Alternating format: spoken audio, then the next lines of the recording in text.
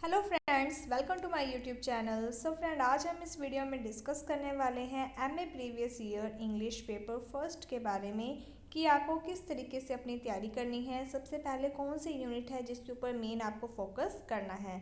And इसके साथ ही बहुत सारे स्टूडेंट्स हैं जिन्हें पेपर फर्स्ट टफ लग रहा है, तो उन्हें इस बात का डाउट हो रहा है कि हमारे अच्छे मार्क्स नहीं आएंगे पेपर में, तो हमारा क्या बनेगा इस तरीके से। तो मैं आपको यही कहना चाहती हूँ कि अगर आपका पेपर फर्स्ट की तैयारी अच्छे से नहीं भी है तो भी कोई बात नहीं, क्योंकि बाकी के जो पेपर हैं उसमें आपको मेन समरी ही पढ़नी है। तो अगर इस पेपर में आपके नंबर कम भी आते हैं तो आप उन जो बाकी के पेपर हैं उसमें अपने नंबर को कवर कर सकते हो। तो सबसे पहली चीज़ तो यही है कि आपको स्ट्रेस नहीं लेना है, जितना आता है बस उस पर मेन फोकस आप करो। सेकंड, जितने भी टॉपिक्स हैं आपको टॉपिक्स के बारे में जो बेसिक नॉलेज है वो होनी चाहिए। एंड इसके साथ ही मैंने नई शुरुआत जो यूट्यूब चैनल है, अगर वहाँ पर आप प्लेलिस्ट देखते हो तो एमए प्रीवियस ईयर इंग्लिश के नाम से एक प्लेलिस्ट आपको दिख जाएगी, जिसमें जो स्टार्टिंग के टॉपिक्स हैं वो आपके पेपर फर्स्ट से रिलेटेड हैं। आप उन वीडियोस को देख लो। अगर आपने उन वीडियोस को देख लिया तो आपका कम से कम 70% सिलेबस कवर हो जाएगा और आपको बस उसे अच्छे से कवर करना है। एंड इसके साथ ही मैंने एक वीडियो बनाई है जिसमें पूरी समरी, यानी कि ये जो पूरा पेपर है उसमें जो भी टॉपिक्स हैं उनके बारे में बेसिक बातें सारी एक ही वीडियो के अंदर समरी के रूप में बताई है। तो आप उस वीडियो को भी देख लेना, इससे आपको बेनिफिट हो जाएगा कि आपको टॉपिक्स के बारे में, उसके जो बेसिक इन्फॉर्मेशन है उन सब के बारे में पता चल जाएगा। सबसे पहले हम ये देख लेते हैं कि आपकी जो यूनिट है उसमें टोटल 5 यूनिट्स हैं, जिसमें आपको पता है कि आपके पेपर में 3 सेक्शन आते हैं, section A, section B and section C. Section जो ए है उसमें 10 क्वेश्चन आते हैं और हर एक जो क्वेश्चन होता है वो आपका 2 मार्क्स का होता है। मीन्स कि सेक्शन ए आपका 20 मार्क्स का होगा। और ये जो 20 मार्क्स का आपका पेपर होता है सेक्शन ए का, उसमें क्या होता है कि ये जो आपको यूनिट फर्स्ट में टॉपिक दिए हैं या जो सेकंड में दिए हैं, थर्ड में दिए हैं, इनके क्या है कि नॉर्मल सी डेफिनेशन से पूछे जाते हैं क्वेश्चन। तो आपको कुछ नहीं, एक वीडियो बनाई गई है जिसमें सारे टॉपिक्स की एक समरी बताई गई है। आपको पहली या दूसरी वीडियो होगी प्लेलिस्ट में, आप उसे देख लेना। आपके ये जो 20 नंबर हैं वो कवर हो जाएंगे इस तरीके से। उसके बाद आता है सेक्शन बी। सेक्शन बी में आपके 7 क्वेश्चन आते हैं, जिसमें से आपको 5 क्वेश्चन करने होते हैं और जो 5 क्वेश्चन होते हैं वो हर एक क्वेश्चन आपका 8-8 नंबर का होता है। मीन्स कि जो आपका सेक्शन बी है वो आपका 40 नंबर का हो जाएगा। इसके बाद है सेक्शन सी। सेक्शन सी में आपके 4 क्वेश्चन आते हैं, जिसमें से आपको 2 करने होते हैं और दोनों ही क्वेश्चन आपके 20-20 मार्क्स के होते हैं। तो इस तरीके से जो सेक्शन सी है वो आपका 40 नंबर का होता है। तो ऐसे आपका ये जो पेपर है इसमें आपको मैंने बता दिया कि कौन से सेक्शन में कितने क्वेश्चन आते हैं, हर एक क्वेश्चन के कितने मार्क्स होते हैं। अब अगर आप पिछले सालों के पेपर देखते हो तो आपको एक आइडिया ये हो जाएगा कि जो सेक्शन सी है उसमें किस टाइप के क्वेश्चन आते हैं, कौन से यूनिट आपके लिए ज़्यादा मेन है। जैसे कि ये 2023 का पेपर है। सेक्शन सी के अंदर आपके 9th जो क्वेश्चन है उसमें पहला पूछा गया है, define lexical and grammatical words, what are the various way of word formation, give example from English lexicon. इसमें ये पूछा गया है सबसे पहले तो लेक्सिकल वर्ड और ग्रामेटिकल वर्ड क्या होते हैं। लेक्सिकल वर्ड वो होते हैं जिनका अपने आप में एक मीनिंग होता है, जबकि ग्रामेटिकल वर्ड वो होते हैं जो कि मेन वर्ड के साथ आते हैं, जैसे कि is, am, are, was, word, इस तरीके से। अब इसमें ये पूछा गया है कि what are the various way of word formation. जब भी हम वर्ड को फॉर्मेट करते हैं तो उसमें कौन कौन से तरीके होते हैं उनके बारे में बताना है। तो ये आपका एक थ्योरी से रिलेटेड आया है, जो कि आपका फर्स्ट यूनिट में से क्वेश्चन आया हुआ है। इसके बाद जो सेकंड क्वेश्चन है उसमें ये पूछा गया है, explain manner and place of articulation of following consonants, give also give one example each. अब आपको क्या है कि सबसे पहले आपको जो यूनिट थर्ड है वो अच्छे तरीके से तैयार कर लेनी है। उसमें क्या है कि सबसे पहले स्पीच मैकेनिज्म क्या होते हैं, उसके बाद कोई भी फोनेटिक वर्ड है वो किस तरीके से बोला जाता है। कुछ वर्ड होते हैं जो नेसल से बोले जाते हैं, कुछ बाइबलिक वर्ड होते हैं, जैसे कि अगर आप बी बोलते हो बी, तो आपकी क्या है कि दोनों जो लिप्स हैं, होठ हैं, वो साथ में आते हैं, तो ये बाइबलिक हो जाता है। इस तरीके से क्या है कि आपको हर एक, ये 9 टाइप्स के होते हैं भाई, कौन सा जो वर्ड है वो कहाँ से किस तरीके से प्रोनाउंस किया जाता है वो चीज़ आ जाएगी। इसके अलावा इसमें आपको पहले वो चीज़ें पढ़नी है, देन आपको ये पता चल जाएगा कि जो पी है वो कैसा है, बाइबलिक है। तो आप यही बता सकते हो पी है जो वो बाइबलिक वर्ड है। उसके बाद बाइबलिक की डेफिनेशन है जो वो आप लिख देना। फिर पी से जो कुछ वर्ड्स बनते हैं वो आप लिख देना। इस तरीके से आपको यहाँ पर 10 करने हैं। जैसे कि ये जो क्वेश्चन है वो आपका 20 नंबर का आएगा, ठीक है। 20 नंबर में मीन्स कि आपको 5 पेज भरने हैं। अब 5 पेज में क्या है कि सबसे पहले तो आपको पता होना चाहिए कि कौन से नेसल वर्ड होते हैं, यानी कि जो नाक से बोले जाते हैं, जैसे कि एम, एन, अंग, इस तरीके के जो वर्ड आते हैं वो क्या है, नेसल वर्ड्स होते हैं। पहले आपने बता दिया, जैसे अगर आपको वो वर्ड दे रखे हैं तो आपने कह दिया कि ये एक नेसल वर्ड है। फिर नेसल्स वर्ड्स कौन से होते हैं, यानी कि नेसल्स आर्टिकुलेशन होता है, तो उसके बारे में आप बता दोगे ऐसे वर्ड्स जो कि यानी कि जिसमें नाक के से जो साउंड है वो निकलती है। इस तरीके से आपने उसकी डेफिनेशन वगैरह बता दी। उसके बाद क्या है कि आप कुछ एग्जांपल्स दे दोगे। अब अगर आप एक पेज में 2 या 3 को डिफाइन करते हो तो इससे क्या है कि आपके 4 पेज तो आराम से भर जाएंगे, ठीक है। तो अगर आप 4 भी भर देते हो, 5 पेज नहीं भी भर पाते हो तो कोई बात नहीं है। जहाँ पर आपके 60 नंबर आने हैं वहाँ पर आपके 40 से 50 के बीच में आ जाएंगे। ये जो 10 नंबर की भरपाई है वो आप अगले पेपर में कर लेना। तो इतना स्ट्रेस लेने की आपको ज़रूरत कहीं पर भी नहीं है। एंड इसके लिए मैंने एक वीडियो भी बनाई हुई है, आप उस वीडियो को भी देख लेना। इसके बाद जो 11th क्वेश्चन है वो आपका 5th यूनिट में से आया हुआ है और इसमें आपको थीम, आपको टॉपिक्स दिए हुए हैं और इन टॉपिक्स के ऊपर आपको लिखना है। तो तीनों में से किसी भी एक टॉपिक के ऊपर आप लिख सकते थे। यहाँ पर आप हायर एजुकेशन इन इंडिया के बारे में लिख सकते हो, वाटर अवेयरनेस प्रोग्राम है इसके बारे में लिख सकते हो। मे बी इस बार भी आ जाए वोट वाला, क्योंकि अभी इलेक्शंस हो रहे हैं, कुछ जगह हो चुके हैं और कुछ जगह पर होंगे 25 को, तो इससे रिलेटेड आ सकता है। इलेक्शन से रिलेटेड जो भी करंट का टॉपिक है वो चीज़ यहाँ पर आ सकती है। इसके अलावा जो 12th क्वेश्चन है उसमें एक आ गया है, critically analyse the flowing text, commenting upon its nature, style, also suggest suitable title for the same. तो यहाँ पर क्या है कि आपको ये जो टॉपिक दिया गया है इसको आपको पढ़ना है, इसका नेचर कैसा है, इसका स्टाइल कैसा है, उस सब के बारे में आपको बताना होगा। तो यहाँ पर क्या है कि क्वेश्चन तो आपके पास 4 आ रहे हैं जिसमें से आपको 2 करने हैं, लेकिन आपके पास ज़्यादा चॉइस नहीं है। अगर आप ध्यान से देखते हो 12th क्वेश्चन आप वैसे ही नहीं कर सकते हो, क्योंकि इतना स्टाइल वगैरह के ऊपर आपने कभी भी इतना ध्यान नहीं दिया, ठीक है। तो 12th क्वेश्चन आपका होगा नहीं, बच्चे क्या 3 क्वेश्चन। अब क्या कि आपको 3 में से 1 करना है और ये जो तीनों क्वेश्चन है ये यूनिट 1, यूनिट 3 और यूनिट 5 में से आया हुआ है। तो मेरी पहली एडवाइस आपको यही रहेगी कि जो यूनिट 3 है वो आप अच्छे तरीके से तैयार कर लो। स्पीच मैकेनिज्म क्या होता है, आर्टिकुलेशन क्या होता है, कितने टाइप्स के होते हैं, किस तरीके से आर्टिकुलेशन होते हैं, तो वो सारी चीज़ें आपको अच्छे तरीके से पढ़ लेनी चाहिए। इसके बाद अगर आप थीम से रिलेटेड, यानी कि अगर आप कोई भी टॉपिक है उसको बनाकर लिख सकते हो तो आपको 11th क्वेश्चन, अदरवाइज आपके पास कोई खास चॉइस नहीं है, आपको फर्स्ट यूनिट को अच्छे तरीके से तैयार करना होगा। तो यहाँ पर मेन चीज़ यही है कि आपको फर्स्ट और थर्ड यूनिट अच्छे से तैयार कर लेनी है। बाकी क्या है कि अगर कोई टॉपिक आता है आपको थीम वगैरह लिखनी पड़ेगी। तो ये आपका 5th जो आपकी यूनिट है उसमें लगभग जितने भी टॉपिक्स हैं उसे आपको बनाकर ही लिखना पड़ेगा। इसके लिए आप तैयारी कुछ भी खास नहीं कर सकते हो। जो भी टॉपिक दिया जाएगा, जैसे आप हिंदी में लिखते थे ऐसे निबंध, वैसे आपको इंग्लिश में लिखना है। तो होप आपको ये चीज़ समझ में आ चुकी होगी कि लॉन्ग क्वेश्चन के लिए आपको यूनिट 1 और यूनिट 3 को अच्छे से तैयार कर लेना है। इसके बाद अगर आप देखो सेक्शन बी के बारे में, तो सेक्शन बी में क्या है कि 5 क्वेश्चन आएंगे, 5 क्वेश्चन आपको करने हैं, 7 क्वेश्चन आपके इसमें आते हैं, ठीक है। तो अब ये जो 7 क्वेश्चन है इसमें पहला तो आया है, explain the flowing term, headword, pre modifier, post modifier. यानी कि इसमें क्या है कि 3 आपको दे रखे हैं।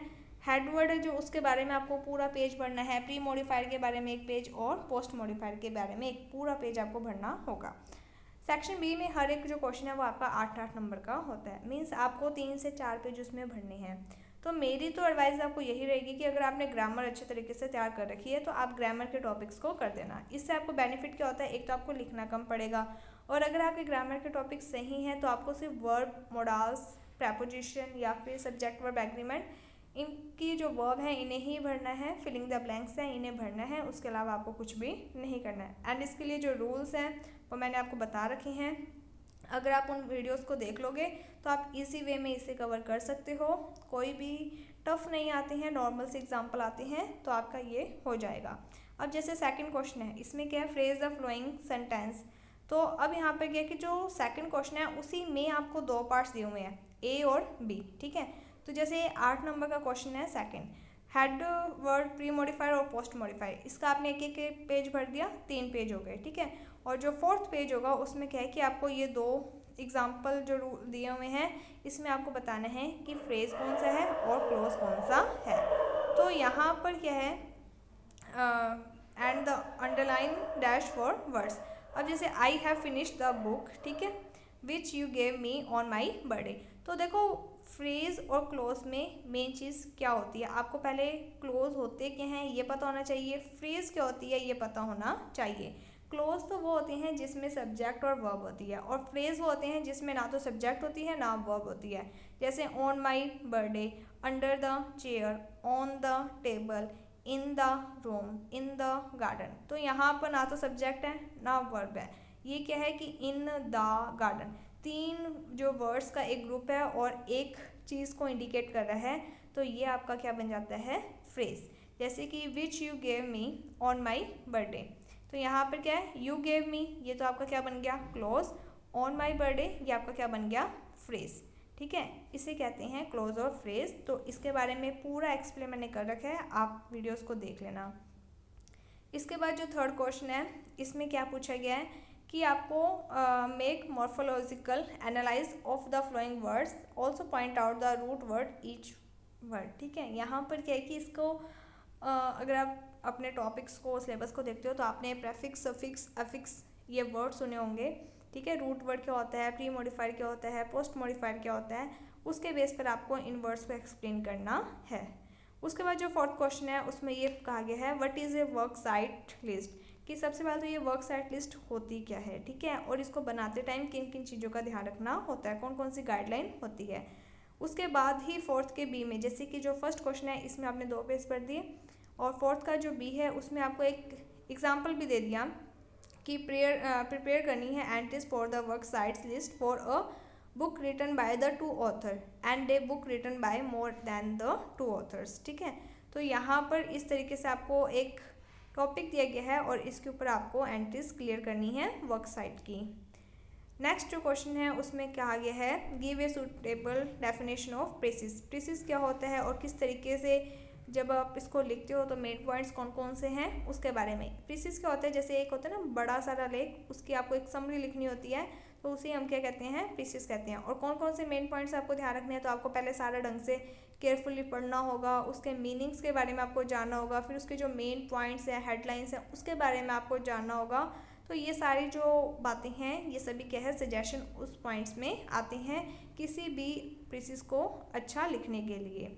तो आप इस क्वेश्चन को आराम से कर सकते हो। इसके बाद 6th क्वेश्चन है write an application to the principal of your college requesting him to provide new furniture for the college canteen. तो ये तो नॉर्मल सी एप्लीकेशन है और इसके लिए वीडियो बनाई गई है, तो आप उस वीडियो को देख लेना। एप्लीकेशन आप इतने टाइम से लिखते आ ही रहे हो, तो ये तो आपका नॉर्मल वे में कवर हो जाएगा।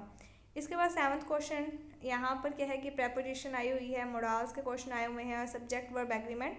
अगर आपने इन रूल्स को पढ़ा हुआ है, वीडियोस देखी हुई हैं, तो ये आपका नॉर्मल हो जाएगा, कोई भी स्ट्रेस वाली बात नहीं है यहाँ पर। इसके बाद जो 8th क्वेश्चन है उसमें explain the flowing terms and give one example for each, कि नेसल्स क्या होते हैं, फ्रिकेटिव्स क्या होते हैं, एफ्रिकेट क्या होते हैं, तो इनकी डेफिनेशंस हैं, इन डेफिनेशंस को पढ़ो, इनकी एग्जांपल्स हैं उन्हें पढ़ लो, तो ये भी आपका इजी वे में हो जाएगा। ये सब आपका यूनिट 3rd में से आया हुआ है, इसीलिए सबसे इम्पॉर्टेंट जो यूनिट है वो आपकी यूनिट 3rd है, जिसके बेस पर आपका सेक्शन बी का एक क्वेश्चन और एक सेक्शन सी का क्वेश्चन क्लियर हो जाएगा। तो यूनिट 3rd को सबसे पहले आपको अच्छे से कवर करना है, और जो छोटे क्वेश्चन है उसके बारे में हम कल डिस्कस कर लेंगे। एक बार हम लॉन्ग क्वेश्चंस के बारे में देख लेते हैं। एंड इसके साथ ही ये जो पेपर है ये आपका 2022 का पेपर है, तो इसमें भी आप देख लो, जैसे सेक्शन सी है उसमें आपका 9th क्वेश्चन में फिर आपको एक टॉपिक दिया हुआ है और उस टॉपिक के ऊपर आपको थीम लिखनी है, need of uniform civil code in India, online education challenge and opportunity, casteism and caste based politics in India. तो यहाँ पर ऑनलाइन एजुकेशन से रिलेटेड अगर आप लिखना चाहो तो आप इसी वे में लिख सकते थे, बट आपको 5 पेज यहाँ पर पढ़ने हैं। फिर यहाँ पर जो 10th क्वेश्चन है वो वही आया है, explain manner and place of articulation. जैसा कि आपको पहले जो पेपर हमने अभी डिस्कस किया है उसमें भी ये चीज़ आई हुई है। तो पहली चीज़ आपके लिए यही है कि यूनिट 3 को अच्छे से आप कवर कर लो। उसके बाद यहाँ पर 11th जो क्वेश्चन है वो आया हुआ है, prepare a detail CV for the post of assistant. तो यहाँ पर CV मैंने आपको सिखा रखी है और CV के साथ आपको लेटर भी लिखना है, तो इसके लिए वीडियो बनाई हुई है, आप उस वीडियो को देख लेना। फिर 12th क्वेश्चन फिर से आपको एक टॉपिक दिया हुआ है, एक पोइम दी हुई है और इसमें आपको पढ़ना है, इसके स्टाइल के बारे में आपको जानना है, जो कि आप नहीं कर पाओगे। तो बच्चे कितने 3 क्वेश्चन, 9, 10, 11। इसमें भी अगर आप 9th थीम वाला नहीं कर सकते तो आपके पास 2 ही क्वेश्चन बचते हैं और 2 क्वेश्चन में एक जो क्वेश्चन है वो आपका यूनिट 3 में से आया हुआ है और एक क्वेश्चन आपका यूनिट 5 CV में से आया हुआ है। इसके बाद यहाँ पर हम देख लेते हैं आपकी यूनिट B, सेक्शन B के बारे में देख लेते हैं। सेक्शन B में पहला जो क्वेश्चन है उसमें यहाँ पर आपको क्लोज के बारे में पूछा है कि 2 टाइप के क्लोज यहाँ पे बताए हैं, डिफाइनिंग और नॉन डिफाइनिंग, डिपेंडेंट और इंडिपेंडेंट क्लोज। तो अगर आप क्लोज वाली वीडियो देखोगे तो ये आपका इजी वे में कवर हो जाएगा। इसके बाद अगला क्वेश्चन फ्रेज। तो मैंने आपको पहले कहा था कि आपको सबसे पहले ये पता होना चाहिए कि क्लोज और फ्रेज में क्या डिफरेंस होता है, ठीक है। उसके बाद यहाँ पर इसने पूछा है कि जो फ्रेज है उसके भी क्या है 3 टाइप्स होते हैं, एक होता है नाउन फ्रेज, एक एडजेक्टिव और एक एडवर्ब। नाउन फ्रेज वो होता है जिसमें नाउन जो वर्ड होता है वो हेड वर्ड होता है, एडजेक्टिव में एडजेक्टिव वर्ड और एडवर्ब में एडवर्ब जो वर्ड होता है वो यहाँ पर क्या होता है, मेन होता है, ठीक है। फ्रेज में क्या है कि जो लाइन लिखी जाती है उसमें आपको पता चल जाएगा। नाउन में तो क्या है कि व्हाट का आंसर आपको मिल जाएगा, हु का आंसर आपको मिल जाएगा। एडजेक्टिव फ्रेज है जो उसमें क्या है कि मेन जो वर्ड आपका होगा वो क्या होगा, एडजेक्टिव होगा, जिसमें कॉम्प्लीमेंट वर्ड आ जाए, ठीक है। और एडवर्ब में व्हेन, वेयर, हाउ, इस टाइप के जो भी लाइंस आंसर देते हैं वो आपकी एडवर्ब में आ जाएंगी। तो ये चीज़ें आपको तभी समझ में आएंगी जब आप वीडियोस को देखोगे डिटेल में और उन वीडियोस को सुनकर आपको ये चीज़ कवर हो जाएगी। इसके बाद जो 4th क्वेश्चन है उसमें आपके फिर फिलिंग द ब्लैंक्स, जिसमें आपके प्रेपोजिशन से रिलेटेड क्वेश्चन आए हुए हैं एंड प्रेपोजिशन के क्वेश्चन हैं। फिक्स्ड प्रेपोजिशन मेनली आई हुई है आपकी यहाँ पर। इसके अलावा 5th जो क्वेश्चन है उसमें क्या है, फिर फिलिंग द ब्लैंक्स है, जिसमें आपके टेंस से रिलेटेड, सब्जेक्ट वर्ब एग्रीमेंट से रिलेटेड क्वेश्चन आए हुए हैं और इसके लिए आपको मेन क्या करना होगा, रूल्स को अच्छे से पढ़ना होगा। फिर 6th क्वेश्चन आया है, what are the stop consonant, write their symbol and place of articulation. Means कि आपकी यूनिट 3 में से आया है, इसीलिए मैं आपको बार बार कह रही हूँ कि यूनिट 3 आपके लिए बहुत इंपॉर्टेंट है, बिकॉज इससे आपका सेक्शन B और सेक्शन C का एक एक क्वेश्चन कवर अच्छे से हो जाएगा। अगला क्वेश्चन है, what are the type of affix. Affix क्या होते हैं, एक होते हैं सफिक्स, एक होते हैं अफिक्स, और इसमें टाइप पूछे गए हैं अफिक्स के, तो उसके बारे में आपको बताना है। इसके बाद अगला क्वेश्चन है, discuss the main point to be kept in mind, reading comprehension. तो यहाँ पर देखो 2022 में आया रीडिंग कॉम्प्रीहेंशन, 2023 में आ गया प्रीसीज, 2024 में अब आपका एक इवैल्यूएटिंग स्टाइल है वो रह चुके हैं, आप उसको एक बार थोड़ा अच्छे से पढ़ लेना। बाकी आपको इन तीनों के बारे में नॉलेज होनी चाहिए। अगर आप ज़्यादा नहीं भी पढ़ना चाहते हो तो इनके जो पॉइंट्स हैं उन्हें ज़रूर आप पढ़कर जाना, ठीक है। क्योंकि पेपर में क्या होता है कि आपने कितना लिखा है, क्या लिखा है, इससे ज़्यादा मैटर ये करता है कि आपने किस तरीके से वो चीज़ लिखी है, ठीक है। आपका जो राइटिंग स्टाइल है वो बहुत मैटर करता है। तो अगर आप पॉइंट्स के थ्रू अपना आंसर लिखते हो तो वो बहुत इफेक्टिव लगता है, भले पॉइंट्स के अंदर आपने कुछ भी लिखा हो, बट मेन ये होता है कि आपने पॉइंट्स सही तरीके से लिखे हैं। तो इस तरीके से आपके ये क्वेश्चंस आए हैं और अब आपको किस तरीके से पेपर करना है, तो मेरी पर्सनल एडवाइस आपको यही रहेगी कि आपको टेंस है, जो सब्जेक्ट वर्ब एग्रीमेंट है, मोडाल्स हैं, इन्हें अच्छे से कर लेना चाहिए। इसमें आपको बेनिफिट क्या होता है कि एक तो आपको लिखना ज़्यादा नहीं पड़ेगा, दूसरा अगर आपको रूल्स अच्छे से आते हैं और ये जो क्वेश्चंस आए हुए हैं अगर आपके वो सही हो जाते हैं, अगर 8 क्वेश्चन सही हैं तो आपको 8 के 8 नंबर मिलेंगे, एग्जामिनर आपके नंबर नहीं काटेगा।